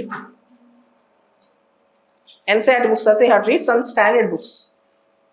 for example polity అనుకోండి, అందరు లక్ష్మీకాంత్ చదువుతారు. ఇప్పుడు బియాండ్ లక్ష్మీకాంత్, డిడి పసు, సుభాష్ కాశ్యప్ బుక్స్ చదవాలి. ఎకానమీ అనుకోండి, రమేష్ సింగ్ బుక్స్ చదవాలి. తర్వాత ancient medieval history, Tamil Nadu school text books. Ancient medieval NCERT books, Tamil Nadu school text books. So modern India, Bipin Chandra, India struggle for freedom. Modern India, Bipin Chandra, India struggle for freedom. తర్వాత art and culture, NCERT books, Nitin Singhania book కూడా ఒకటి ఉంటుంది.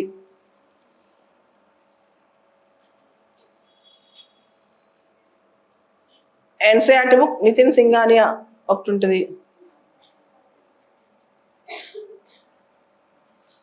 తర్వాత environment, Shankar IAS academy book బాగుంటుంది. ICSE NCERT బుక్స్తో పాటు ICSE NCERT environments బుక్తో పాటు శంకర్ ఐఏఎస్ అకాడమీ బుక్ బాగుంటుంది. General science and technology, Ravi Agrahari, Tata McGraw, Ravi Agrahari science and technology బాగుంటుంది. తర్వాత జాగ్రఫీ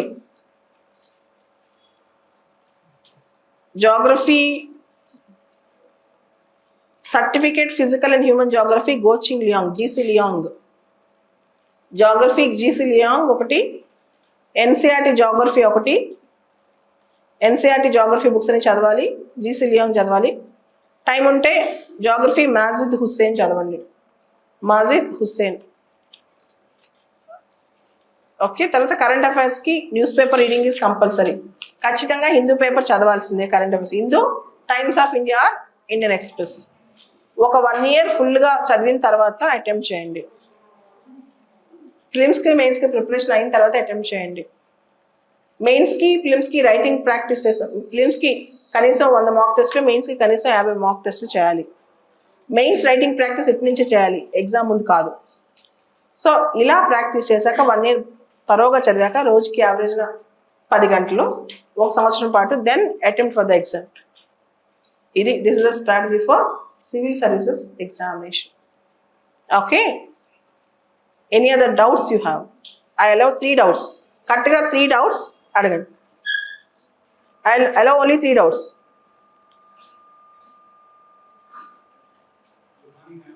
గుడ్ మార్నింగ్.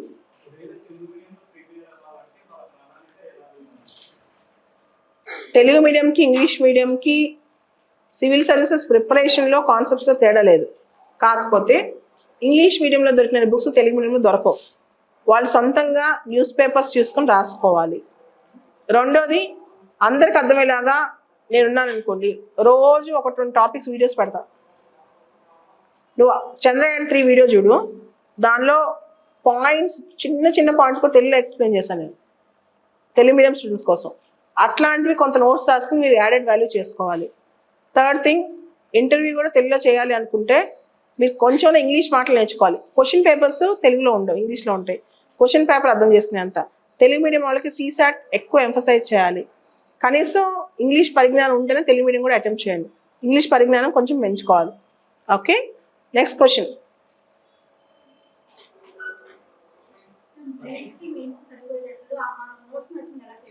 ఫిలిమ్స్కి మెయిన్స్కి సరిపోయేటట్టు నోట్స్ మేకింగ్. ఇందాక ఒక క్వశ్చన్ చెప్పాను, ఇండియా ఫ్రాన్స్ రిలేషన్స్ అన్నాను. దానిలో మీకు ఫిలిమ్స్ సంబంధించిన points, main topic of the day India France నిన్నది ఒకటి. దానికి ఫిలిమ్స్కి మెయిన్స్కి సరిపోయేటట్టు ఒకటే నోట్స్ ప్రిపేర్ చేసుకుంటే ఫిలిమ్స్ బిట్లు దానిలో కవర్ అవుతాయి, మెయిన్స్ బిట్లు అవుతాయి. అంటే కాంప్రిహెన్సివ్గా నోట్ మేకింగ్లో ఒక టాపిక్ చేసుకునేటప్పుడు 360 పర్స్పెక్టివ్లో కంప్లీట్గా చేసుకుంటే కనుక మీకు దానిలోనే ఫిలిమ్స్ బిట్ వస్తుంది, మెయిన్స్ వస్తుంది అనమాట. జనరల్గా నేను కూడా రోజుకి మా సిఎస్పికి వచ్చే స్టూడెంట్స్ కోసం ఏం చేస్తానంటే టాపిక్ ఆఫ్ ద డే అని ఒకటి ఇస్తాం. దానిలో ప్రిలిమ్స్కి మెయిన్స్ సంబంధించిన కంప్లీట్ డీటెయిల్స్ ఆ టాపిక్లో ఆ పేజీలో ఉంటాయి అనమాట. అట్లా మీరు నేర్చుకోండి అని అర్థం. దీనిలోంచే క్వశ్చన్ వస్తుంది కాదు, ఆ మోడల్లో మీరు నేర్చుకోండి అని అర్థం అనమాట. Next question.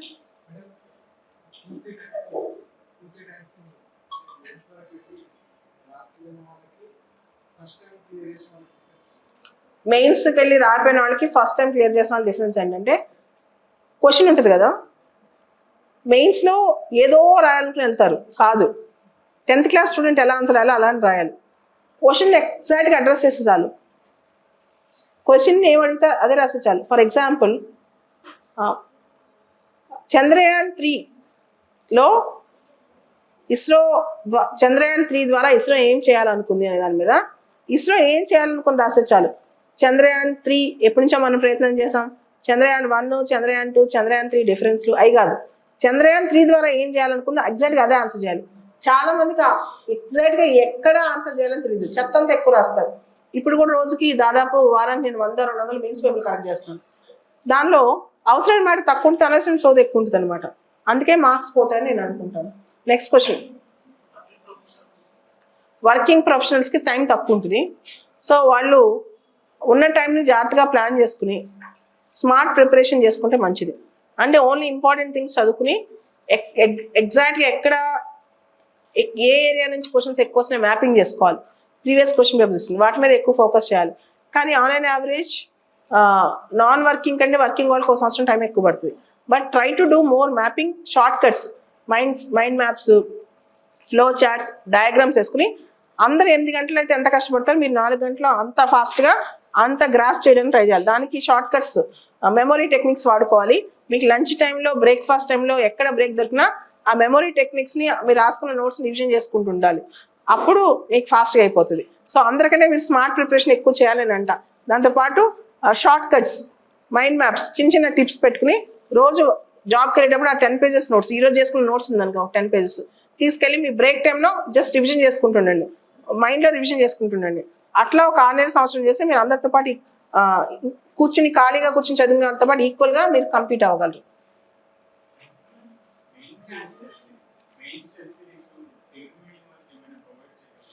అవును, మీరు రాస్తే తెలుగులో రాస్తే నేను కరెక్షన్ చేస్తాను కదా. మెయిన్స్ తెలుగులో కరెక్షన్ ఉంది, ఇక్కడ సిఎస్బిలో ఉంది, అది నేనే చేయాలి, ఎవరికి రాదు, నేనే చేయాలి. నెక్స్ట్ గ్రాడ్యుయేషన్ చేసేవాళ్ళు కూడా for example 19 years and above ఎవరైనా సివిల్స్ ఇమీడియట్గా ప్రిపేర్ అవ్వచ్చు. 18 years దాటిందంటే they are eligible to prepare for civils. నేను ఉగ్గుపాలతో సివిల్స్, 7వ తరగతి సివిల్స్ కాన్సెప్ట్ నమ్మను, కానీ మీకు కొంత మెచ్యూరిటీ వచ్చిన తర్వాత 18 సంవత్సరాల నుంచి కూడా సివిల్స్ ప్రిపేర్ అవ్వడానికి మీకు ఆరాధ ఉంది. కాకపోతే ఇంటిగ్రేటెడ్ అనే కాన్సెప్ట్ కూడా నమ్మను, డిగ్రీతో పాటు కూర్చొని సివిల్స్ చదవలేదు కాదు. Civils is a preparation where మిమ్మల్ని కట్టేసి కూర్చోబెట్టి ఒక చోట చదివించే ప్రిపరేషన్ కాదు. It's like a free preparation ఉండాలని నేను నమ్ముతాను. కానీ 18 years and above you can prepare for civils. Next question, PH category candidates అందరికంటే ఎక్కువ కష్టపడాలి. అండ్ పిహెచ్ కేటగిరీ క్యాండిడేట్స్ నేను చెప్తాను, రిజర్వేషన్ ఏదో వచ్చిందని ఎగ్జామ్ రాయొద్దు. కానీ ఇప్పుడు ఫర్ ఎగ్జాంపుల్ నువ్వు విజువల్ ఇంపైర్డ్ కదా, విజువల్ ఇంపైర్మెంట్ ఉన్నప్పుడు నీకు స్క్రైబ్ అవసరం, స్క్రైబ్తో నీకు కంపాటబిలిటీ అవసరం. ముందే ఆ స్క్రైబ్ని ఎగ్జామ్ నీతో పాటు స్పీడ్ అందుకుంటున్నాడు లేదా, స్పెల్లింగ్ మిస్టేక్లు రాస్తున్నాడా, తప్పులు రాస్తున్నాడా, ఎగ్జామ్ ఓరియంటేషన్ ఉందా, అది చాలా ఇంపార్టెంట్. దాని మీద ఎక్కువ దృష్టి పెట్టి నువ్వు ఆ డిక్టేషన్ చేయటము అలాంటి వాటి మీద ఎక్కువ దృష్టి పెట్టాలి. నెక్స్ట్ పిఎస్ఐఆర్ దృష్టిలో పెట్టి న్యూస్ పేపర్లు చదవండి. నా వీడియోస్లో పొద్దున్న లెగిస్తే ఐఆర్ టాపిక్స్ ఎన్ని చెప్తాను చెప్పు. రీసెంట్గా నాటో చెప్పాను, ఎస్సీఓ చెప్పాను, మొన్న ఏదో ఐఆర్ టాపిక్ చెప్పాను. See, like topic of the day. Okay, మొత్తం ఇండియా ఫ్రాన్స్ ఇట్లా తయారు చేస్తాం అనమాట. చేస్తే ఇలా మొత్తం మీకు ఇష్యూస్ అనేవి తెలిసిపోతూ ఉంటాయి, ఫిలిమ్స్ మెయిన్స్ అంతా. అలానే చంద్రయాన్ మొత్తం తన డీటెయిలింగ్ అంతా ఇక్కడ ఉంటుంది. ఇంకే క్వశ్చన్ వచ్చినా దీనిలో దొరుకుతుంది మీకు, ఫిలిమ్స్ అండ్ మెయిన్స్. అట్లా మీరు కూడా నోట్స్ తయారు చేసుకోవాలి.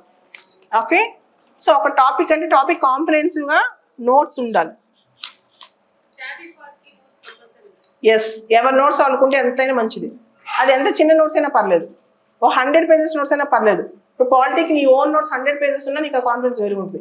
కంపల్సరీ తయారు చేసుకోండి. Prepare your own notes. వీలైనంత అన్ని సబ్జెక్ట్ చేయమని చెప్పను, at least 4-5 subjects prepare your own notes.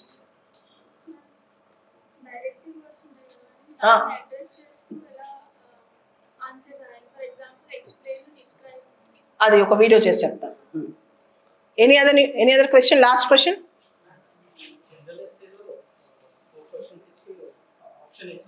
General ఎస్ఏలో చాయిస్ ఇస్తారు.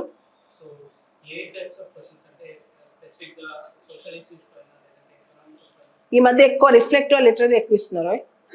Reflective essays or literary essays. For example, being human is something different.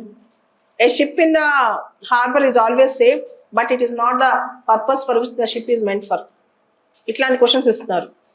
కాబట్టి నువ్వు కొంచెం పాత లాస్ట్ 10 years ఎస్ఏ పేపర్స్ చూసి ప్రతి ఎస్ఏకి ఒక సినాప్సిస్ తయారు చేసి పెట్టుకో. ఎస్ఏ ప్రిపేర్ అవ్వాలంటే ఒకటే technique. Last 10 years essay papers చూసి ప్రతి ఎస్ఏకి ఒక 2 pages సినాప్సిస్ రాసి పెట్టుకోండి. Last question please.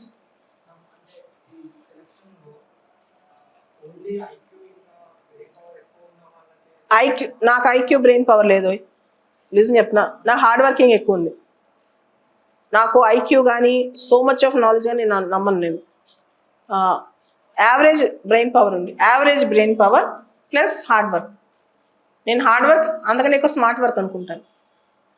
I work for even today morning 6 నుంచి ఆల్మోస్ట్ నైట్ వరకు పనిచేస్తుంటా, 11-12 వరకు. బ్రేక్స్ కూడా చాలా తక్కువ ఉంటాయి.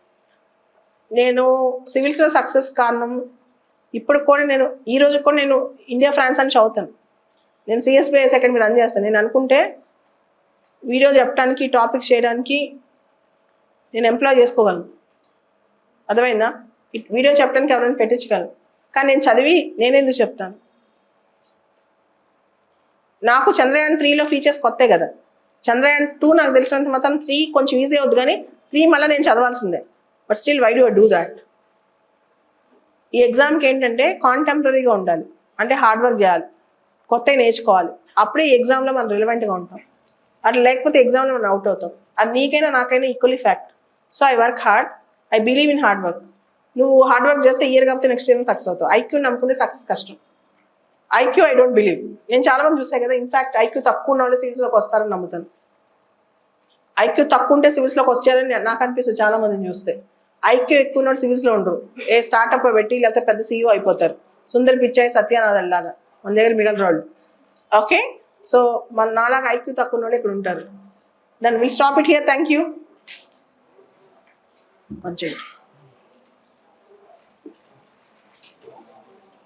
Okay, 3 online questions. Read it. I'm allowing 3 online questions, please. How to manage college study and UPSC parallelly. 4 hours of time. Read.